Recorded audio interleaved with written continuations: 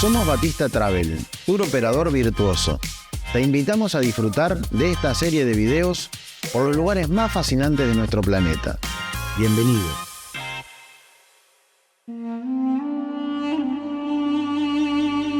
Hoy nos vamos de viaje a la Ruta de la Seda. Nosotros en todos estos años hemos propuesto diferentes opciones de viajar a la Ruta de la Seda. ¿A qué le llamamos la Ruta de la Seda? A los países que otrora formaron parte de la Unión Soviética: Kazajistán, Uzbekistán, Kirguistán y Tayikistán. Hemos propuesto viajes en tren de lujo, solamente Uzbekistán, todos los países. También lo armamos nosotros la Ruta de la Seda en forma individual, con viajes en bus, combinación con trenes de línea, etc.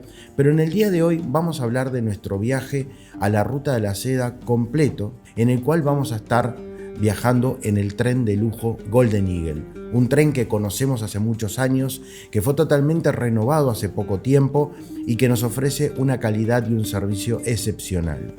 Cuando nos queremos ubicar en el mapa de estos lugares que les comentaba antes, recordemos que la Ruta de la Seda fue la ruta comercial más importante de la antigüedad.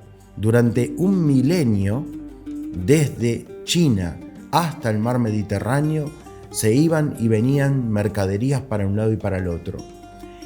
En el siglo XIX, un historiador alemán llamado von Richthofen, debido a que el producto por excelencia que se comercializaba en esta ruta era la seda, le llamó la Ruta de la Seda. Seda, té, porcelana eran realmente de las cosas más importantes que se comercializaba en toda esta zona. Desde China tenían el secreto guardado de la seda, que era la forma de hacerlo. Ustedes imagínense en tiempos actuales tener un producto que todo el mundo lo quiere y que solamente ustedes sepan hacerlo. Bueno, eso fue lo que llevó a que grandes dinastías de China, desde la dinastía Han del siglo I después de Cristo, comenzara a desarrollarse, y China fue uno de los puntos más importantes de nuestro planeta, donde se descubrió la pólvora, donde se descubrió la tinta, donde se hacían avances de todo punto de vista. Dicho esto, el núcleo y el corazón de la Ruta de la Seda lo conocemos como el Valle de Fergana, que es un valle que lo podemos ubicar aquí en el mapa, que está en el centro entre Uzbekistán, Kirguistán, Tayikistán. Ahí en ese lugar era el corazón. ¿Qué significaba el corazón? Imagínense que uno decía, bueno, el camello que sale desde China, ¿es el mismo que llega al mar Mediterráneo? No, de ninguna manera. Imagínense, eran muchos cambios. Cada 40 kilómetros se ponía un establecimiento. Eso se llama Carabasir. ¿Por qué eso? Porque es la distancia que un camello puede soportar sin necesidad de beber agua.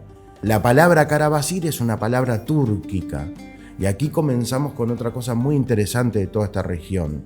Cuando nos proponemos un viaje a esta zona del mundo, vamos a ver una cantidad de civilizaciones.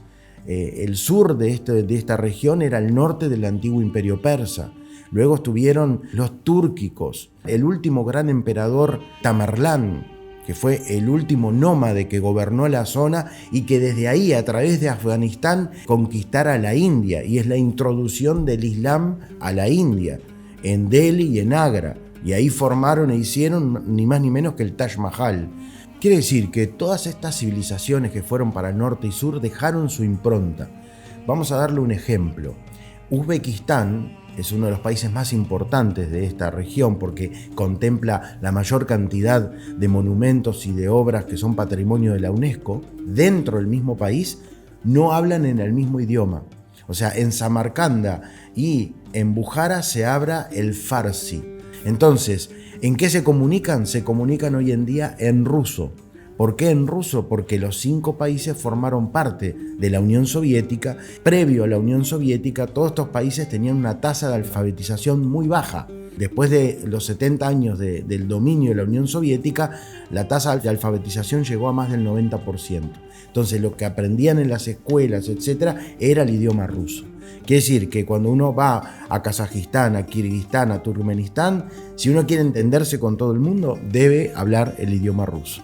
Otra cosa que se piensa es que estos países formaron parte de la Unión Soviética porque los soviets o los comunistas los dominaron durante esa época. No, estos lugares del mundo ya pertenecían al Imperio Ruso mucho tiempo antes. El Imperio Ruso en realidad incluso fue más grande que la Unión Soviética, porque había estados satélites, como por ejemplo Finlandia u otros lugares que dependían de los zares de Rusia.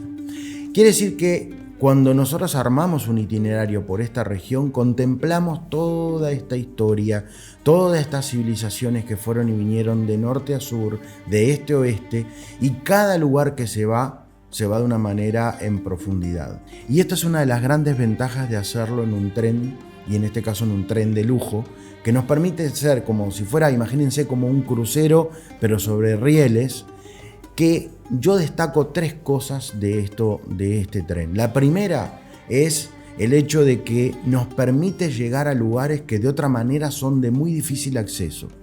Hablamos de países que no tienen un desarrollo en una infraestructura brutal. Por lo tanto, se llega a lugares que de otra manera no se podría llegar. O incluso se llega y se está el tiempo adecuado que amerita eso. De repente es un lugar que tiene un gran monumento que vale la pena visitarse, pero nada más. Entonces no es necesario ir a un hotel, hacer check-in, trasladarse. Es mucho mejor hacerlo de esta manera. Lo segundo es porque nos garantiza el alojamiento de buen nivel. Los camarotes de un tren de lujo nos permiten la comodidad y desplazarnos de un lugar a otro, y una de las cosas que la gente le gusta mucho, no estar deshaciendo y haciendo maletas durante todo el viaje.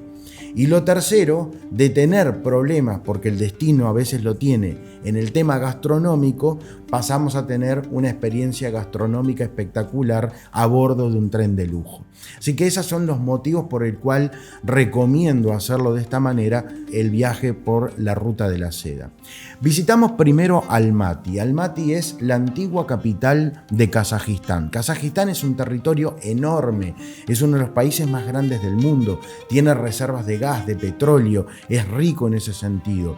Si bien la capital la trasladaron para otro lugar, en realidad Almaty era la antigua capital y es la ciudad más populosa del país. Está en un valle rodeado de colinas y montañas, e incluso tiene pistas de nieve muy cercanas, los bosques de coníferas. Yo recuerdo unas cosas que hice ahí, creo que no sé si fue la primera o la segunda vez que patiné sobre hielo. Tiene un estadio de patinaje sobre hielo con unas vistas espectaculares que realmente vale la pena visitarlo. El centro histórico también es muy lindo de todo lo que es el lugar. Y en el camino, cuando nos vamos de Almaty, vamos a estar visitando pinturas rupestres de la época prehistórica que están en las rocas, ahí vivitas y coleando, que también son patrimonio de la UNESCO. El segundo país que vamos a visitar es un país más pequeño, pero muy lindo. Tal es así que visitamos no solamente la capital, sino otra región. Hablo de Kirguistán. Los kirguisos tienen una característica, es el país que tiene la mayor cantidad de personas todavía viviendo en forma nómade.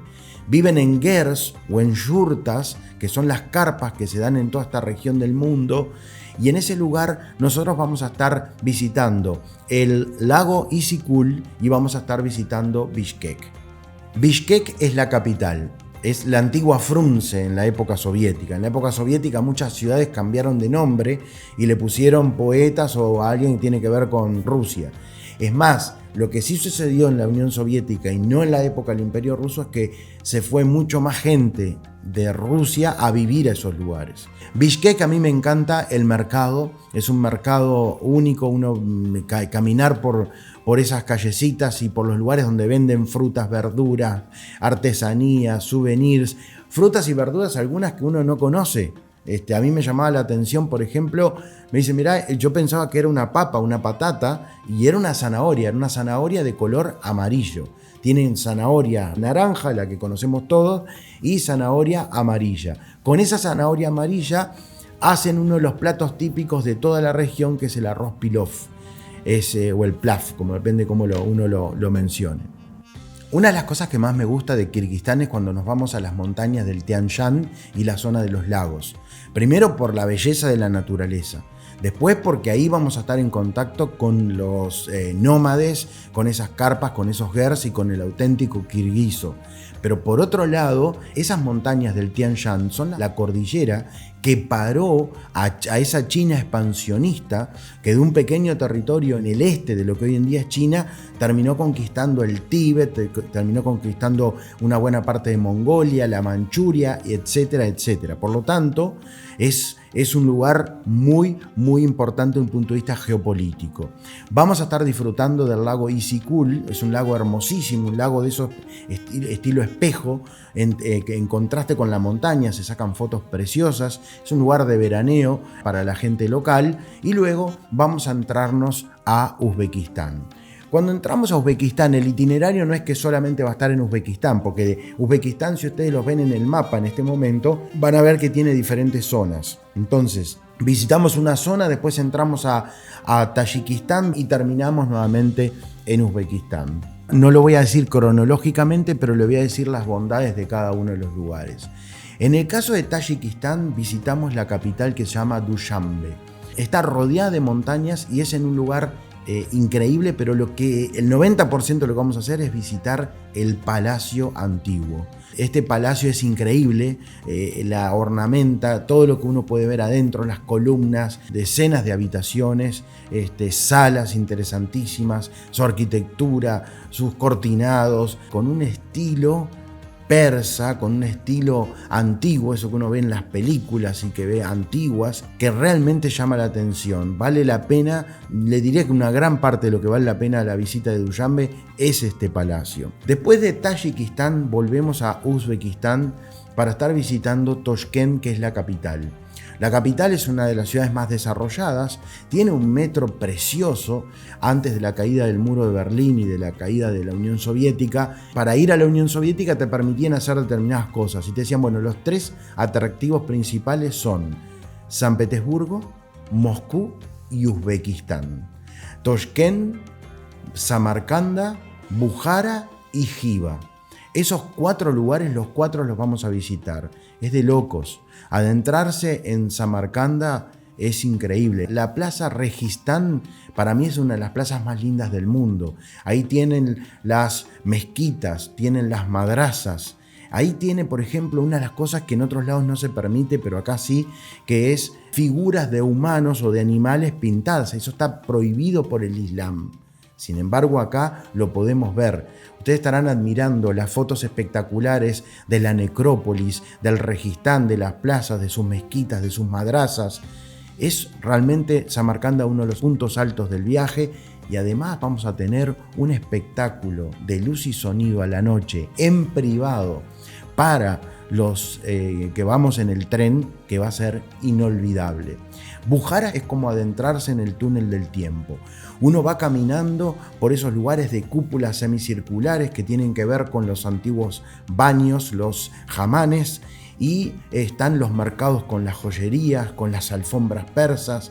Hay distintos tipos de estilo de alfombras de acuerdo al lugar que uno vaya. Son lugares áridos, semidesérticos, por lo tanto son muy importantes. Los caravasires antiguamente estaban a las afueras. ¿Cómo era que pasaba? Usted venía de varios días de andar a camello o a caballo también, depende del lugar, y se iba acercando al caravasir. En ese momento que se acerca, deja al animal y ustedes empiezan una pequeña cuarentena. Después que pasaron esa cuarentena y que las autoridades vieron que ustedes no traían enfermedades, los dejaban pasar a la ciudad, los dejaban entrar muros adentro. Por lo tanto, el caravasir quedaba afuera. Cuando llegaban, los hacían ir a los hamanes para limpiarse, higienizarse. Y a partir de ahí comenzaban con lo que es el comercio y con todas las cosas que tenían que hacer. A veces esas mismas personas seguían hacia otro lugar, a veces ya dejaban las mercaderías y volvían para atrás. Por lo tanto, estas ciudades se fueron desarrollando por ser hubs, o sea, por ser centros de distribución. Se fueron enriqueciendo, esa gente rica comenzó a hacer palacios y lugares que hoy en día son parte del patrimonio y de lo que vamos a disfrutar durante nuestro viaje en estos lugares. Giva lo mismo que Bujara. Giva es uno de los lugares, es una pequeña joyita. Caminar por sus callejuelas es como tomarse, vuelvo a decir, pero el túnel del tiempo, pero sin duda. Uno se siente ahí medio Harrison Ford, Indiana Jones, porque realmente es un lugar que uno sigue experimentando la sensación de explorador. Y eso está bueno, nos vamos a un mundo diferente. Giva con sus cúpulas, con el lugar, también la gastronomía, va a ser uno de los puntos altos de nuestro viaje. Hasta aquí nuestro fantástico viaje por la ruta de la seda entre Kazajistán, Kirguistán, Uzbekistán y Tayikistán. Recuerden suscribirse a nuestro canal de YouTube para seguir disfrutando de videos de viajes por todo el mundo. Hasta la próxima, chau chau.